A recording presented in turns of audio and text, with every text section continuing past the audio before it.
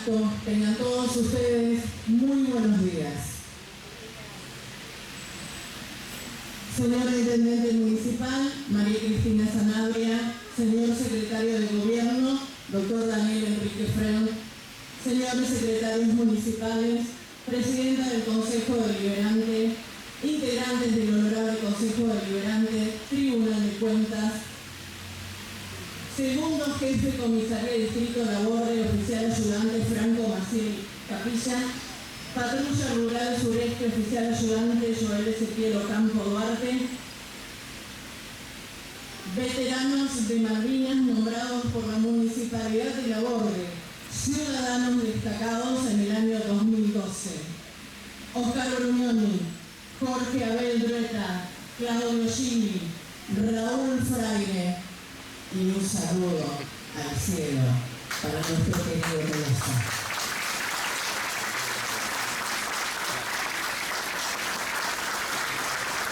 Representantes de entidades de bien público, docentes, alumnos, señoras, señores. La fecha nos convoca para conmemorar un hecho histórico que ocurrió hace ya 44 años, pero que sigue presente como si hubiera sido ayer. Si quieren tomar asiento, pueden hacerlo. Una herida profunda sigue abierta en todos los argentinos. Hoy, en pleno ejercicio de la democracia, debemos seguir promoviendo la reflexión y generando conciencia. Hoy y siempre honraremos a los valientes jóvenes que con gran sentimiento patrio pelearon las batallas más duras de su vida. El valor que demostraron al afrontar las condiciones en las cuales se desarrolló la lucha armada en defensa de nuestra soberanía hacen que cada año dediquemos este momento a reconocer y agradecer su entrega, siendo motivo de memoria y honra permanente de forma especial cada 2 de abril. Como pueblo argentino, continuamos en búsqueda de la liberación definitiva y recuperación del ejercicio pleno de la soberanía de los territorios invadidos y usurpados. Reafirmamos la soberanía nacional a través del conocimiento de los argumentos geográficos, históricos, jurídicos que sostienen el reclamo argentino. A continuación, nos pondremos de pie para entonar el himno nacional argentino. Quiero hacer una aclaración porque me imagino que además de uno que sorprendió cuando lo nombré a Héctor y a Francisco, pero la verdad que siempre están en nuestros corazones, pero era el homenaje para quienes estaban presentes. Nos han hecho llegar salutaciones de Héctor Toledo y Francisco González, que por diferentes motivos hoy no nos pueden acompañar, pero que espiritualmente siempre están, y agradecemos que siempre estén en comunicación con nosotros y nos honra que sigan teniendo ese lazo afectivo con cada uno de nosotros aquí en la Laborde. Unidos en la fe, escucharemos la invocación religiosa a cargo del Padre Marcos Barrio Nuevo y el Pastor Ariel Avena.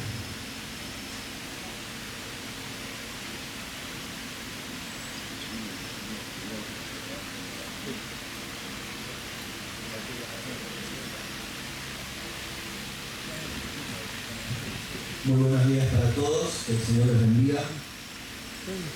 Hoy es una reunión para recordar, para honrar y para no olvidar.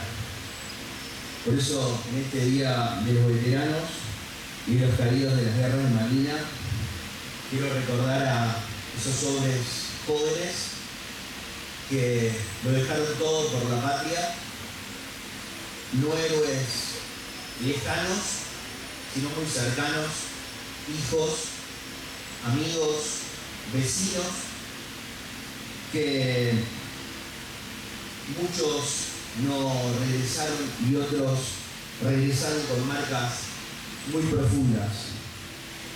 Y en medio del dolor Creo que necesitamos nuevamente levantar la mirada al cielo para creer en un Dios que no solamente nos ha acompañado, no solamente está en el miedo, no solamente está en el dolor, sino también sigue acompañándonos día tras día a cada familia, a cada excombatiente. Y yo quiero pedirle a ese mismo Dios que siga sanando lo que aún sigue doliendo, lo que todavía necesita del consuelo del cielo, y que también Él nos enseñe a valorar mucho más la vida, que nos enseñe a valorar también la paz, y que nuevamente nosotros podamos recordar a aquellos que no volvieron, pero también que aprendamos a abrazar a los que hoy están. Por eso creo que hoy nuevamente como pueblo debemos a una misma voz seguir declarando que las Malvinas fueron, son y serán argentinas. Que el Señor nos bendiga a todos y que la fortaleza del cielo siga dándonos ese consuelo que a diario necesitamos. Que el Señor nos bendiga a todos.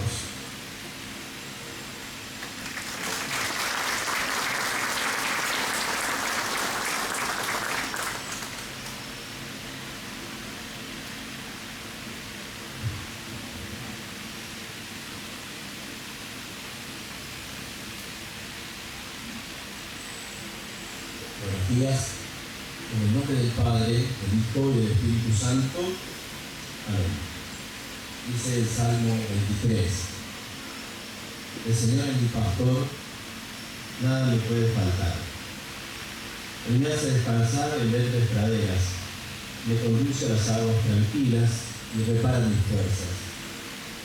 Me guía por el recto sendero por amor de su nombre. Aunque cruce por oscuras quebradas, no temeré ningún mal, porque tú estás conmigo. Tu vara y tu bastón me infunden confianza. Tu bondad y tu gracia me acompañan a lo largo de mi vida y habitaré en la casa del Señor por muy largo tiempo. Palabra de Dios. Te alabamos, Señor.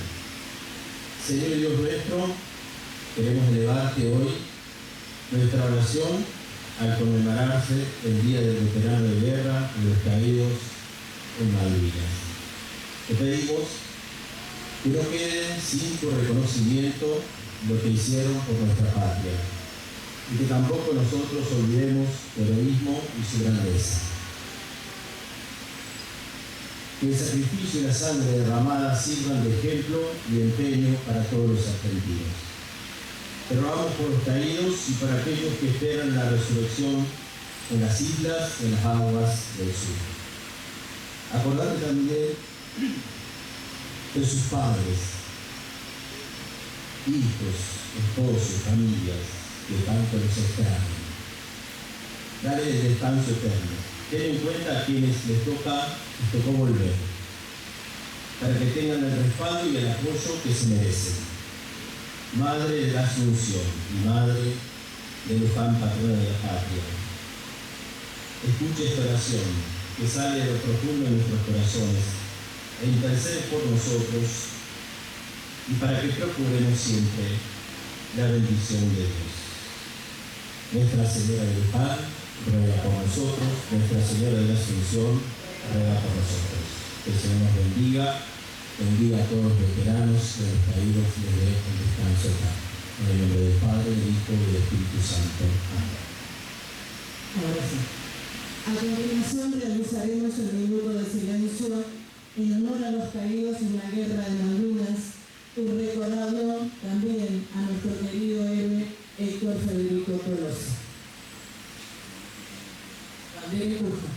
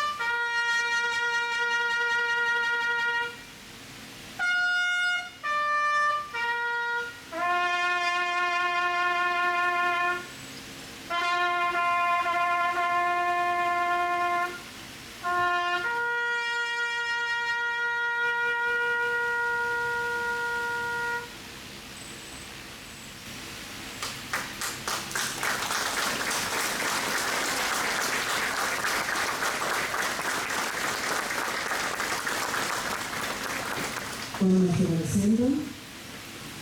A continuación dirigirá la palabra la profesora Mariana Martínez.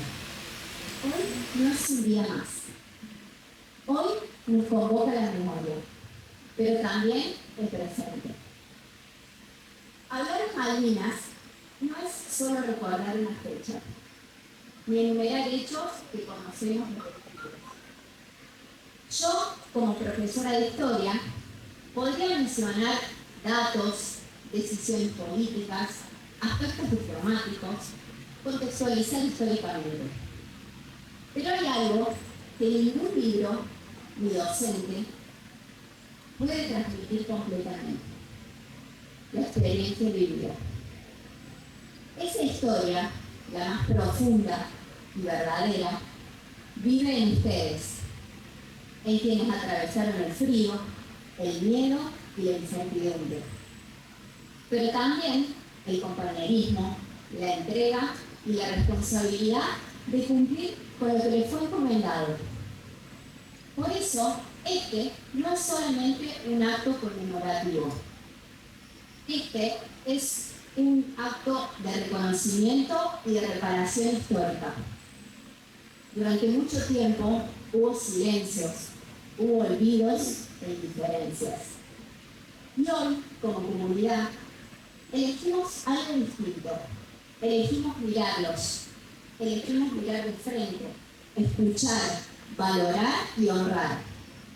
Porque ustedes no quedaron en el pasado. Siguen siendo protagonistas en el presente, construyendo patria cada día con su ejemplo. Hoy, nuestros héroes mantienen viva la memoria para que la historia no se distorsione ni se borre. Sostienen la soberanía como una causa que nos pertenece a todos. Y sobre todo transmiten valores: compromiso, solidaridad y sentido de pertenencia. Porque si algo nos enseñan profundamente es que incluso en los momentos más difíciles nadie se salva solo. Que en medio del dolor y la adversidad eligieron cuidarse entre ustedes, antes y después de la guerra, compartir lo poco que había y sostener al compañero. Y ese espíritu solidario, tan necesario hoy en día, es también parte de la herencia, del legado que nos dejan.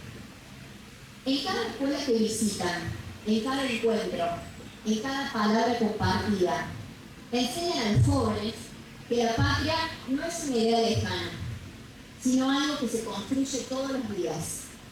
Que hay causas que valen la pena luchar, que el futuro también se forja escuchando, respetando y aprendiendo de lo que la vivieron. Y también nos invitan a preguntarnos qué lugar le damos hoy como sociedad a esos valores. En tiempos donde a veces se prioriza lo individual por sobre lo colectivo, su ejemplo nos recuerda que una comunidad se fortalece cuando hay memoria, compromiso y responsabilidad con el otro.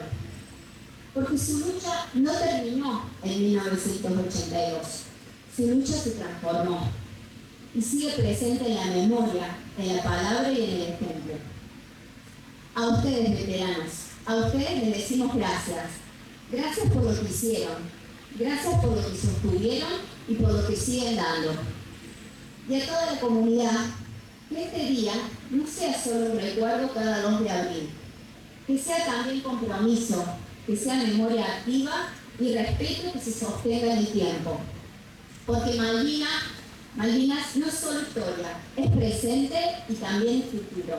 Un futuro que depende de nosotros, de cómo recordamos, de cómo enseñamos, de cómo honramos y de cómo reclamamos.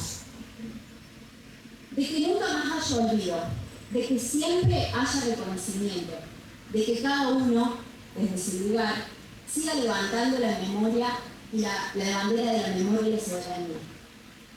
Por eso hoy no solo recordamos, hoy sentimos, afirmamos y decimos juntos lo que nos une como pueblo. ¡Viva nuestros héroes de Malvinas! ¡Viva la patria, que también es Malvinas! ¡Viva!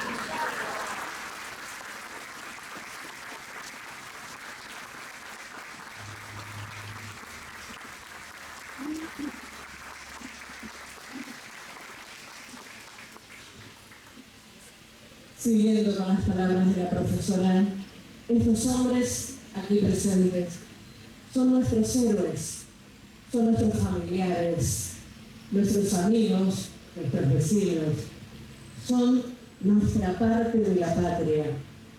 Cada uno de ellos, héroe de la patria, y es nuestro deber honrarlos, mantener viva la memoria, acompañarlos y seguir caminando junto a ellos.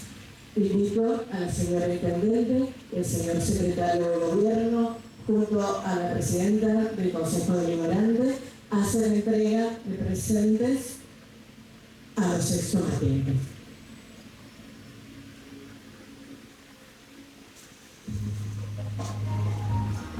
Raúl Freire, Oscar Roñoni, Clara Musuli, Jorge Aventura.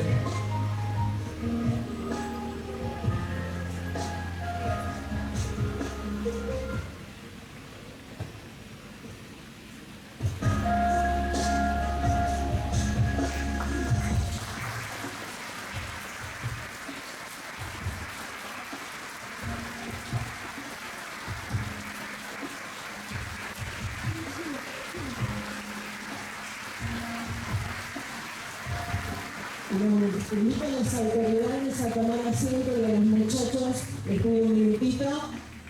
Oscar les pido un minuto. Los alumnos de la Escuela Mariano Moreno han estado trabajando con mucho respeto y curiosidad sobre lo que significa ser real. En las aulas han conversado sobre el frío, sobre la distancia, pero sobre todo sobre la fortaleza de aquellos jóvenes que llevaron nuestra bandera a lo más alto.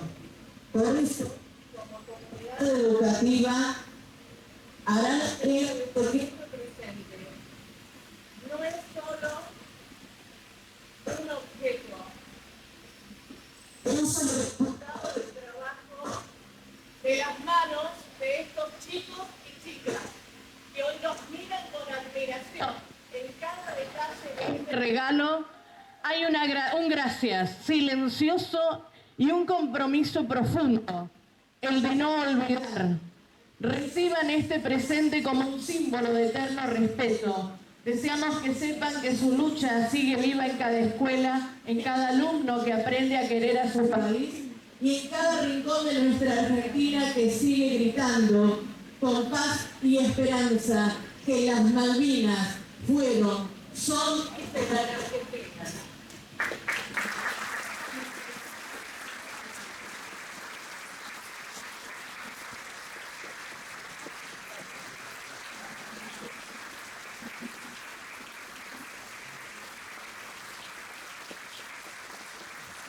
Muchas gracias por la invitación.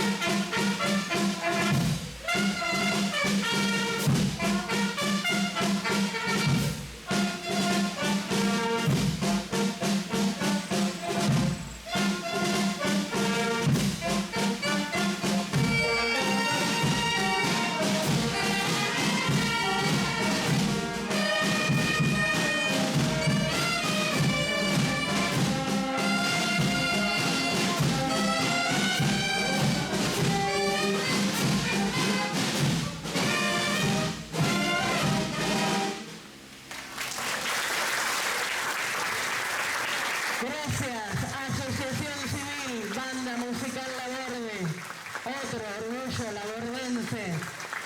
La Municipalidad de Laborde agradece la presencia de todos ustedes. A continuación se dirigirán las autoridades junto a nuestros héroes a colocar una ofrenda floral. La ponemos allá como Sí, siempre. como siempre, adelante. Nosotros los acompañamos. Eduardo, adelante. Con ustedes.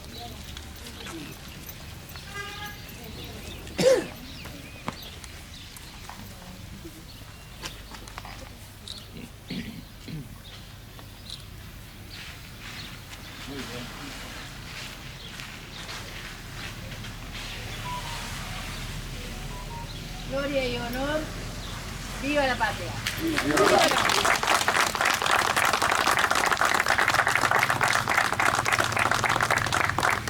De las escuelas secundarias de aquí, de Laborde, y por supuesto nuestro invitado de esta noche, Jorge Abel Grueta, es un soldado de la patria, excombatiente, veterano de guerra, y ha accedido para poder charlar con nosotros esta noche, en este 1 de abril, esperando lo que será en el día de mañana, un acontecimiento más en la historia de nuestro país. Bueno, bienvenidos a todos, chicos, realmente nos da mucha alegría que estén acá. Son jóvenes y tenemos para contar una parte de la historia de nuestro país, en este caso a través de quienes fueron actores propios, protagonistas de esta parte, de esta etapa de la República Argentina, como fue la Guerra de Malvinas. Así que vamos a charlar un ratito con nuestro invitado y después les pedimos que si tienen preguntas, como dijimos en el comienzo, el público en general pueda hacer, ¿sí? Bueno, Jorge, nos volvemos a encontrar, pero acá de esta forma. Buenas noches, bienvenido y muchas gracias por acceder a este espacio de charla para que podamos escucharnos a vos sobre todo y poder escuchar las preguntas de los chicos. ¿Cómo estás? Hola, buenas noches. Bueno, muchas gracias a ustedes por tenernos en cuenta y invitarnos siempre a esta fecha. Gracias.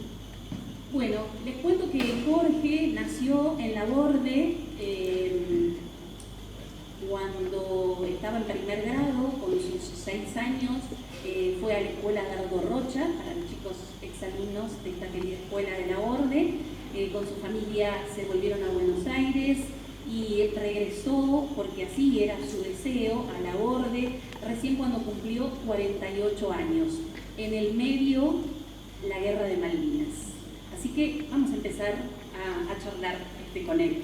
Porque, bueno, hay muchos chicos, chicas acá que no saben lo que era el servicio militar, ¿no? Que es un poco como se inicia esta convocatoria para quienes fueron a Malvinas. ¿Me puedes contar de qué se trataba eso? Bueno, en aquellos años existía el servicio militar obligatorio, en donde lo hacían a través de un sorteo. De acuerdo al número que le tocaba, iban seleccionando para distintas fuerzas, ya sea el ejército, fuerza aérea o la parte naval. A mí me toca el número 801, el número de sorteo. Para ir a revisación médica había que presentarse en Olda, Río Cuarto, de acá de la Liga de Córdoba, y de ahí hacían un estudio médico y si pasaba era apto absoluto para cumplir el servicio militar, para entrar al ejército como soldado raso. Y bueno, a nosotros nos tocó presentarnos, como decía, en Olga, Río Cuarto, y una vez que salió del diagnóstico, digamos, de la salud de cada uno, nos dieron destino. Nos volvieron a llamar, nos subieron a un avión y nos llevaron a Comodoro Rivadavia. Y de Comodoro Rivadavia el destino era Colonia Sarmiento, Chubut. ¿Cuántos años tenías vos? Tenía 18 años. Y ahí nos incorporaron con el destino en el Regimiento 25 de Infantería. El día 2 de febrero de 1982. Ustedes, algunos tienen 16, 17, próximos a 18 años, para que nos podamos pensar lo que le sucedería a uno de los jóvenes de la edad de ustedes, un poquito más grande, bueno, repasar esta parte de la historia. Bueno, ¿llegan a ese lugar, Jorge? Bueno, nos incorporan y nos empiezan a enseñar los grados de cada suboficial y oficiales, nos cortan el pelo, nos sacan la ropa de civil y nos empiezan a dar un uniforme. Y bueno, ahí empieza todo el tema físico, preparación, instrucción, ir al polígono, conocer el armamento, armar, desarmar, limpiar, todo el procedimiento que hacían todas las clases anteriores que hacían el servicio militar. Nada más que llegando a final de marzo ya pasó algo distinto. En el cuartel mayormente no se usaba munición de guerra, no siendo en el polígono. Entonces, llegando el 26 de marzo, nuestro jefe mayor del regimiento hace la formación completa, selecciona gente y dentro de los seleccionados, yo fui uno de los seleccionados para salir como conductor. Nos llamó la atención de que en ese momento nos cambian la ropa y nos dan muchísima cantidad de munición. Y bueno, ya al otro día salir del cuartel. No sabíamos ni el rumbo ni el destino donde íbamos a ir a parar. Ni tampoco el contexto social, político que había en ese momento, o sea, no estaban enterados absolutamente de nada en ese momento ustedes. No, nosotros en el cuartel lo único que hacíamos era el orden cerrado, era dentro de disciplina y preparación física. Es lo único que sabíamos, pero después no sabíamos otra cosa, no estábamos enterados de nada. Bueno, ¿cómo continúa esta historia?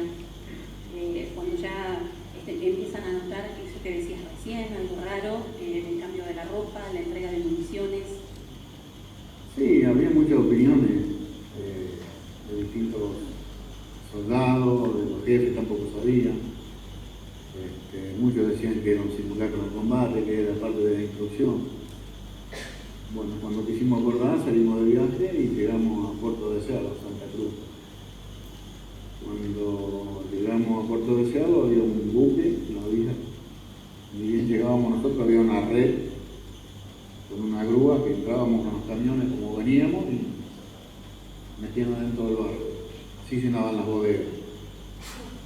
Bueno, una vez que terminamos de cargar el barco partimos, pero nunca todavía no sabíamos el destino, dónde íbamos, no teníamos ni idea.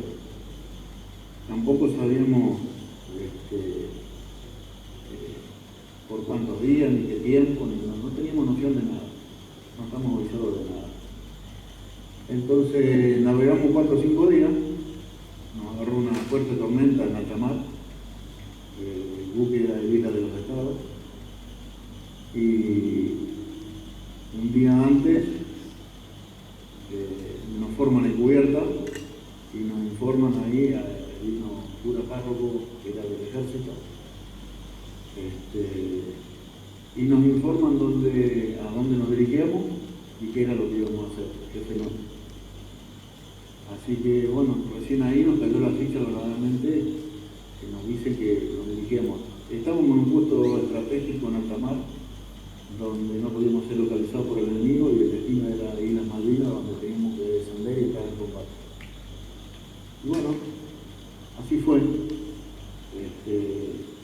Nos preparamos en ese momento y me tocó, para mí la guerra está dividida en 2 partes. Una de las partes es la recuperación de la isla llamada Operación Rosario y después posterior a otra cuando se desata la guerra. Son para mí 2 partes.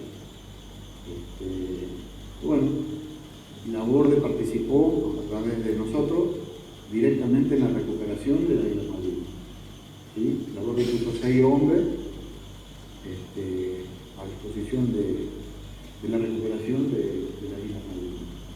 Esa fue la primera parte de la Operación Rosario. Con esos apenas 18 años, ¿eran conscientes justamente de que estaban viajando para eso, se estaban trasladando para eso, estaban recibiendo órdenes de lucha, de combate, de una guerra? ¿Eran conscientes un poco de esa realidad en ese momento? ¿Por qué? Con 18 años no éramos muy conscientes y era poco el tiempo que estábamos en el ejército, pero teníamos una preparación con gente profesionales que si bien entrar con un carácter en la juventud, en la poca edad, pero ellos lo transforman al hombre, lo preparan. Si bien no éramos profesionales, pero ya la conducta y el carácter del hombre había cambiado en 2 meses que estuvimos ahí. Después de haber llegado a la isla tuvimos la suerte de tener un mes más de tregua. Inglaterra viene a la isla, entonces tuvimos un mes más de preparación en el lugar donde se iban a desarrollar los combates. Nosotros conocíamos cada lugar y qué es lo que teníamos que hacer cada uno. Estábamos preparados para recibirlo. ¿Te acordás de tu primer día ya en ese resguardo, en ese cuidar el territorio? ¿Te acordás cómo estabas, a dónde estabas? Sí, el primer día que llegamos y desembarcamos a la isla, nos que fuimos en barco del regimiento 25 llegamos todos descompuestos. 5 días navegando, nosotros no habíamos estado nunca en alta mar, entonces no está preparado el soldado de ejército, infantería para estar en el agua. Bueno, eso nos afectó mucho. Cuando el barco llega y atraca, que tuvimos que descender nosotros, toda la tropa estaba en mal estado, todos los oficiales, suboficiales. Se estaba combatiendo en la isla arriba y ya había caído el capitán Giachino. A nosotros nos entraron los médicos a atendernos porque nos producía vómito, colitis teníamos y no podíamos estar parados por el movimiento. Así que eso fue una parte que hemos sufrido y nomás, ese malestar del barco. Una vez que nos han establecido nosotros, empezamos a descender todos los camiones, todo lo que habíamos llevado, y bueno, ahí nos entramos a mover ya dentro del pueblo de la isla cuando ya estaban prácticamente los ingleses estaban reducidos y nosotros buscábamos ya los lugares destinados para armar el campamento y todo eso. ¿El aeropuerto era como un lugar estratégico? No, porque los combates creo que se originaron en el aeropuerto. Nosotros cuando ellos se largan en el aeropuerto, que son 8 kilómetros antes, ahí creo que desembarcan los infantes de marina, con una parte del regimiento 25. Y nosotros como conductores, los que íbamos en el barco, aguantamos para entrar por el estrecho hasta llegar al pueblo. Una vez que llegó al pueblo, ya los otros venían llegando ya a combatir. Estaban infantes de marina. Y bueno, como te decía, nosotros estábamos muy mal estados para descender y entrar en combate. Así que... Porque habían tenido un tiempo para informarles a las familias que del servicio militar, que los llamaron, que los convocaron, que fueron a Holder, que después se volvieron a trasladar, iban a la guerra, iban a las Islas Malvinas, alcanzaron a informar, a comunicarse de alguna forma, no había teléfonos celulares, estaban los teléfonos fijos, que no todas las familias por ahí los tenían, pero eran muy pocos los medios de comunicación, ¿no?, con las familias de cada uno de ustedes en ese momento. No, a ver, cada individuo se manejaba de distintas formas. Yo tenía mi familia en Buenos Aires, mi viejo no tenía teléfono. Tampoco no se sabía que era una guerra, se hacía el servicio militar común y corriente como todos los años. La guerra surgió después que estuvimos incorporados nosotros. Y lógicamente cuando la guerra se inicia, de alguna forma se han enterado no solo por teléfono, porque creo que se ha hecho público por televisión, por la radio. Y bueno, porque teníamos, calculo, un hijo en el ejército, en la armada, en Fuerza Aérea, donde sea, calculo que debe estar preocupado y habrá hecho averiguación, seguro.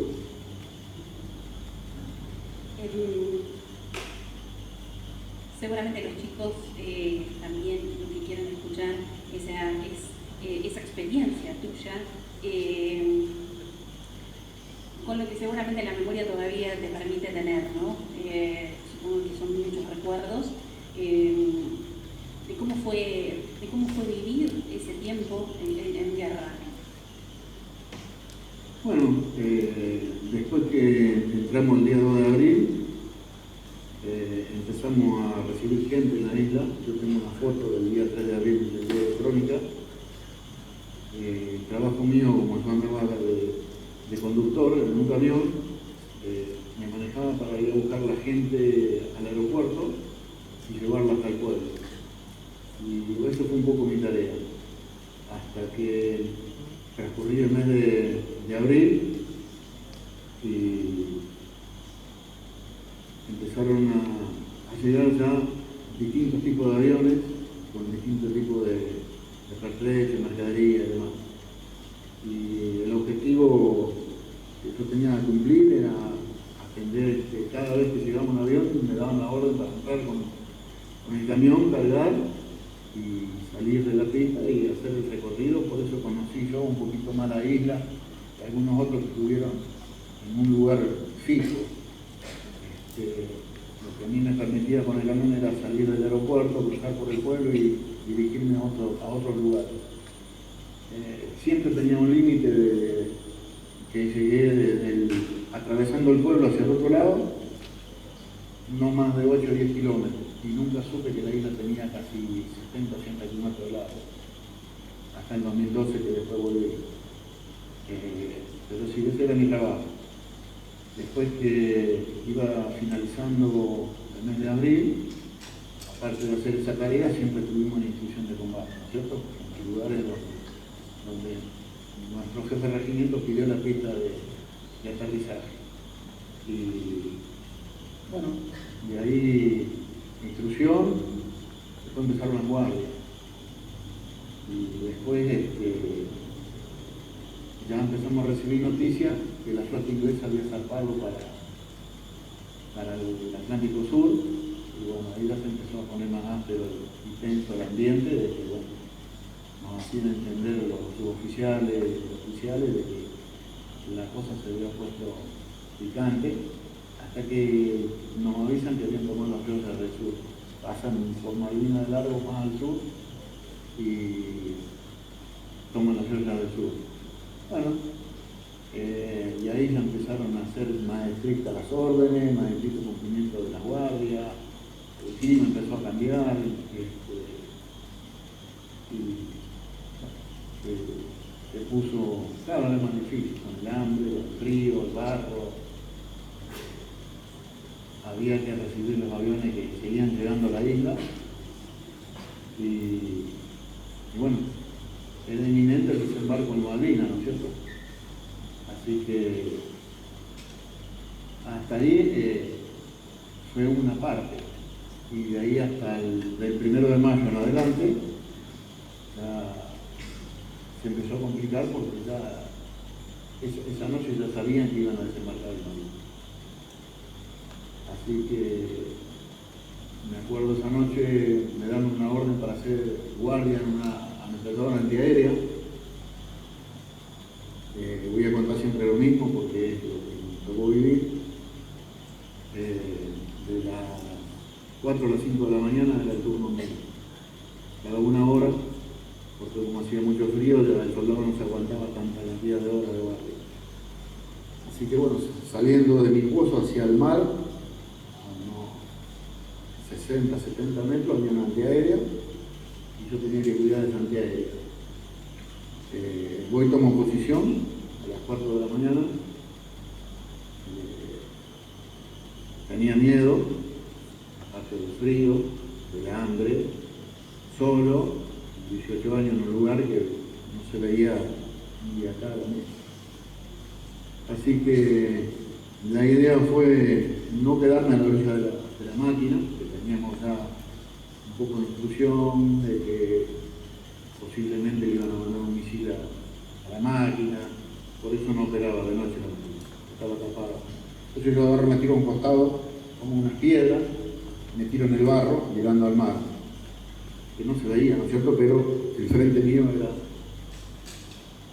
Y estuve un rato, 20 minutos, media hora, y empecé a sentir un ruido, porque era un silencio que no se escuchaba nada, absolutamente nada. Y tenía un poncho puesto plástico con el fusil abajo. Le había sacado el fusil y lo había puesto sobre las piedras. Pero el poncho me hacía ruido cuando movía la cabeza para vigilar. Entonces no me permitía escuchar ese ruido bien, descifrar qué es lo que era. Porque por ahí se perdía, el ratito aparecía otra vez. Por ahí se perdía, el ratito aparecía otra vez. Y empecé a deducir que podría haber sido alguna lancha de desembarque. Se ve que el mismo viento me borraba el ruido. Saqué las orejas afuera, me puse a escuchar y habrán pasado 5 minutos, 10 minutos, no tengo idea. Y escuché patente que ya era un motor. Y era un motor, y era un motor, y un motor, y al no ver nada, tampoco no descifraba qué motor era, qué es lo que era. Hasta que lo tuve prácticamente encima. Cuando quise acordar, se llevó a fondo un motor enorme, un ruido terrible. Me di cuenta que era un avión. Entonces la instrucción que yo tenía, que yo no puedo combatir con una fuerza desigual. Al ser infante, yo tenía que buscar una cubierta completa. Y al no tener una cubierta completa tenía que tirarla en el piso. Salgo corriendo porque había unas rocas para esconderme. Y no llegué. Así que agarré y me tiré en el piso. Y el avión pasó bien por arriba. No sé a qué altura habrá pasado, pero muy bajito. Y me tiro al piso por tierra. Y cuando el avión termina de pasar, y yo me voy a levantar, explota una bomba. Detrás de esas piedras estaban mis compañeros, estaban los pozos donde nosotros estábamos metidos bajo la tierra. Y un poquito más atrás del pozo, 70, 80 metros más, ahí cayó una bomba. Y una bomba cayó en el aeropuerto, del otro lado de la pista. Cuando yo me voy a levantar, y vienen 3 de frente. Entonces cuando le voy a poner el fusil para disparar, me grita el cabo primero principal Ahumada, que murió el año pasado, acá en Córdoba, que era el que manejaba la antiaérea. Venía a tomar posición de la antiaérea. Me preguntó si estaba bien, le dije que sí. Me dijo, ¿cuál es la supervisión de combate? Así que corro yo atrás de la roca y cuando voy a salir, me acuerdo que había una línea de tiradores. Digo, si salgo me van a fusilar. Entonces le grito al oficial nuestro, que estuvo acá en la borde, y hace 2 años que estuvo acá en la borde, lo invité y vinieron, que le dé la orden que no dispare. Entonces sale el oficial, da la orden de no disparar, el soldado afuera, propia tropa, tira una bengala, y cuando tira una bengala me da la orden que yo salga corriendo para buscar mi esposa. Bueno, eso pasó como a las 4:30 de la mañana. Una de las bombas que cayó detrás de la primera bomba no afectó a nadie. La segunda bomba cayó detrás de los balcones del aeropuerto. Lamentablemente habían llegado gente corriente del interior y no alcanzaron a darle el lugar de destino y armaron la carpa de campaña ahí atrás. Y bueno, ahí hubo algunos fallecidos, varias personas que han salido de ahí. Y cuando amaneció, se ve que el avión ese o le sacó foto, de alguna manera detectó que estaba esa antiaérea ahí, y en ese momento la gente de Fuerza Aérea se quedó en la máquina. Y como no sé si a las 9, las 10 de la mañana, ¿qué hora? Aparecieron 2 aviones Harrier en busca de esa antiaérea. Y bueno, el tipo muy profesional, quedó sentado en la antiaérea, habituó 20 milímetros, un cañón, y entraron a combatir. Los aviones le tiraban a él, y el hombre sentado con los fusileros que le avisaban de dónde venían los aviones, la máquina giratoria, él le disparaba a los Harrier que le hacían la pasada y le tiraban. Y los oficiales míos venían y decían, estos son los que te tiraron a vos, decían, ya. Así que nos tomábamos del pozo, nosotros no podíamos combatir, ¿no? una aviación, combatía el ópera, hasta que, bueno, en un par de pasadas que le hicieron, el tipo se la aguantó hasta que se dio vuelta una máquina, tiró y volvió el primer sable. Así que ahí fue un viva la patria, una alegría enorme, y bueno. No sé si lograron saberlo en el momento o después, pero sus contrincantes en ese momento eran todos más o menos de la edad de ustedes, era gente más grande, aquí. Nosotros nos alcanzamos a ver cara a cara cuando caímos prisioneros. Era más de lo mismo que nosotros.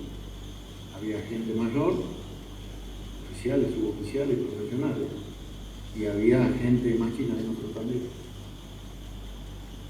Se notaba que también eran más chicos. Lo único que ellos tenían mejor alimentación, mejor ropa. Ellos descendían del barco hacía 24 horas, una semana. Nosotros ya hacía 70 días que estábamos adentro del agua, del barro, sin comida, sin vestimenta, todos con la misma ropa. Desde el momento que salimos hasta que venimos prisioneros. Pero sí, ellos eran más de lo mismo, combatientes. Hablas, creo que también, bueno, por ahí los chicos todavía son jóvenes, pero tal vez los papás de ustedes, sus profes, recuerdan todo lo que se hacía desde el interior, cuando se supo que estaba la guerra de Malvinas, se hicieron colectas en las escuelas, se tejían faldas, se entregaba ropa, que en algunos casos llegó y en otros no. Cartitas, chocolates, gente que entregaba sus joyas de oro para que pudieran tener, bueno, todo lo necesario. Pero en algunos casos no ocurrió. Hablabas recién de esto porque fue brava esa supervivencia de esa manera tan desigual, supongo, ¿no? Con el frío, sin abrigos, sin comer, sin alimentarse, sin higienizarse. Sí, he visto por televisión las donaciones, pero he vivido el momento que yo lo tuve que sacar adentro de los aviones, recibir. Llegaban los Hércules, plena guerra, aterrizaban, llegaban a la cabecera, a la punta de la pista. Nosotros, a orden de los jefes, entrábamos con todas las unidades a descargar y trasladar, a ver si quedaban en los galpones del aeropuerto. Llegó mucha comida, mucha vestimenta, pero bueno, la logística era malísima, el ambiente también era imposible hacer algo prolijo, porque no alcanzábamos a descargar todo, quizás se arrimaban los barcos y nos empezaron a tirar. Así que el avión tenía que, con la puerta abierta y todo, dar la vuelta y despegar, porque era un cañoneo terrible lo que nos hacían las cagatas británicas. Pero sí, en los galpones había comida, sí trasladaba comida, yo llevé comida, llevé atravesando el pueblo para otros lugares, Dos Hermanas, Montequén, Montelondo, a todos lados he llevado mercadería. Llevé tropa, llevé armamento, pero la distribución era mala. También había momentos que pasaban los aviones y tiraban bombas de 500 kilos que adentro venían cargadas con bombas antipersonales, granadas antipersonales. Entonces eso explotaba arriba y cuando se arreaban los campos no se podía salir a esperar el camión que venía con la comida, porque uno tocaba una bomba esa que estaban desparramadas entre los pastos y lo demás, bueno, ya no volvía.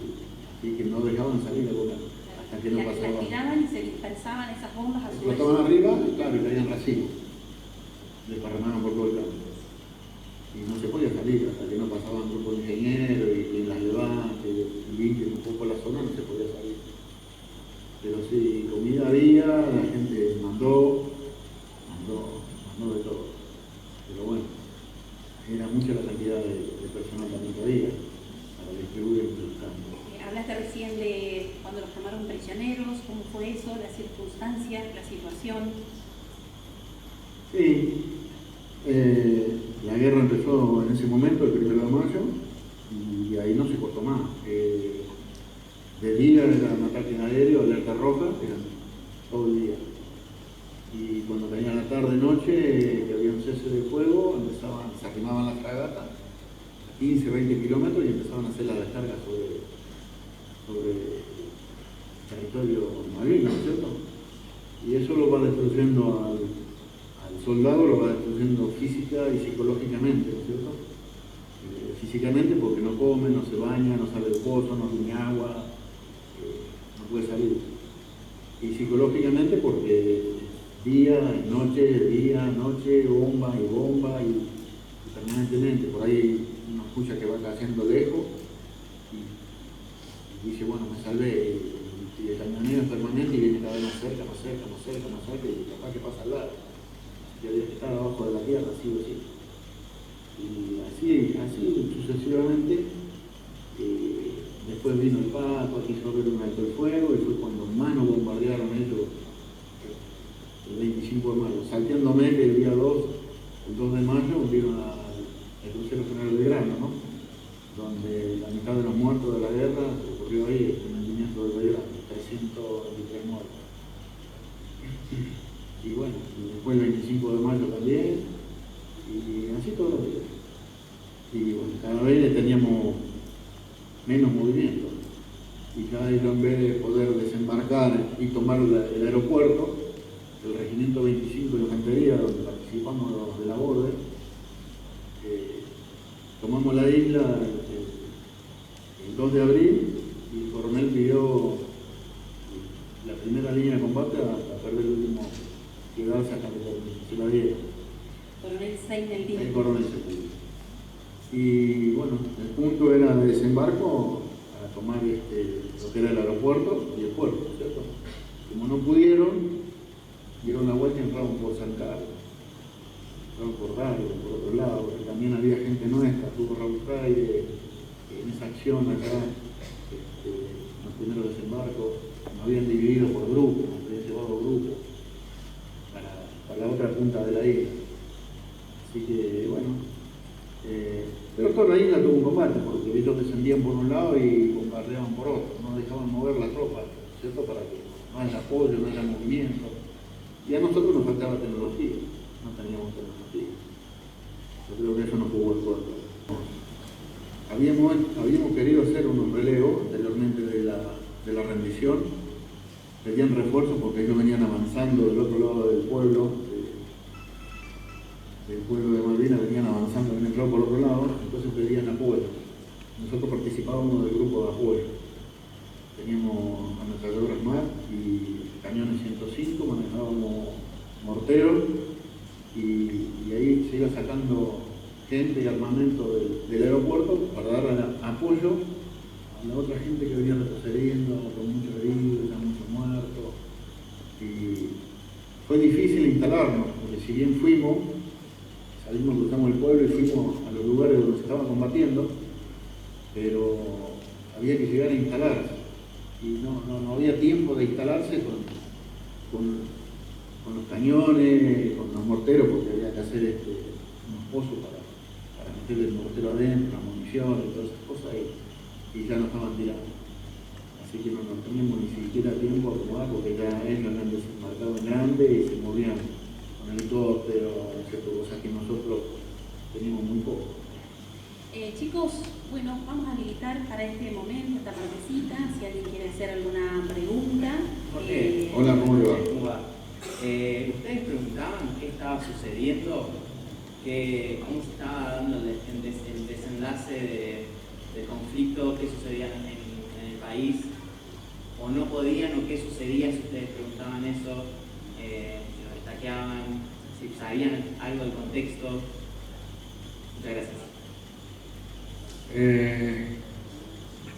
Nosotros, una parte de nuestro regimiento entró en combate el 28 de mayo.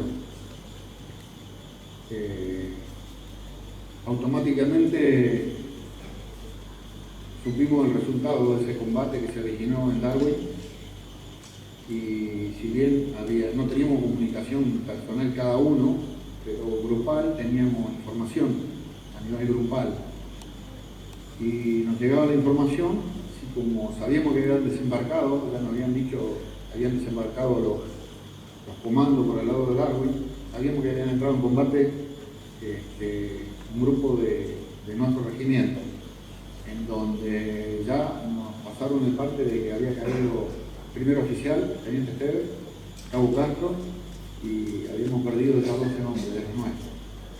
Esa era la información que teníamos.